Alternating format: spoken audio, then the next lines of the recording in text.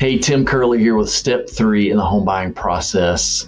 And this is the fun one. As I said in the last video, this is where you get to actually go out and start looking at homes and find a home that'll work for you. Now, you're probably going to have a real estate agent involved with you who can advise you. It can help you search for what you're looking for. You can tell them what attributes you're looking for in a home and geographic area that you want to be in, and they can help you find what you're looking for. Now, just mechanically, when you find the home that you want to buy, the agent is going to put together an offer, a written offer for you that will be presented to the seller.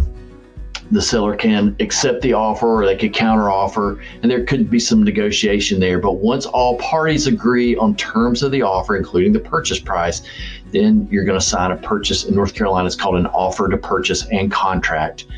And then you're ready to go with the process. Now, you may know that once you get a contract, from the time you get the contract signed until the actual closing date, when you become the owner of the home, it takes around 30 days, give or take. Sometimes it can take a little bit longer than that, depending on certain circumstances. It might take less than that, depending on some circumstances. So you may be thinking, why does it take so long? Why does it take a month from the time that I sign my contract? I've already done the conditional approval and the pre-qualification. Well, this period of time is time for you and for the lender, us, to vet this property and maybe do some other things too. You know, we called it a conditional underwriting approval, and here's where the conditional part comes in. That means you're approved subject to certain requirements that have to be satisfied before we can get the final approval. Like, probably going to need to verify, do an employment verification, make sure you're still working. That happens right before we close. May need to do some further verification on the assets that you'll be using for the down payment, especially if you're using a gift or something like that. And then there are some property aspects that need to be verified as well. We have to do an appraisal to make sure the property is worth how much you're paying for it.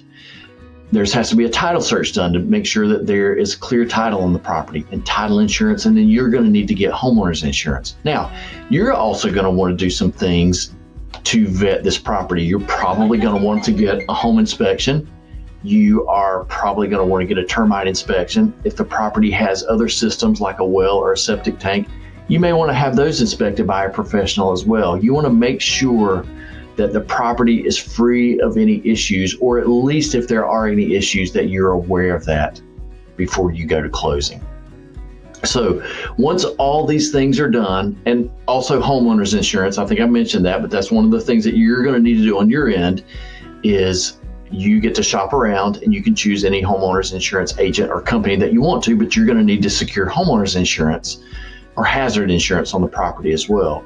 So once all this stuff is done and all the inspections are done, then we're ready to move ahead to the next phase in the process, which is the final approval. And I'll talk about that in the next video.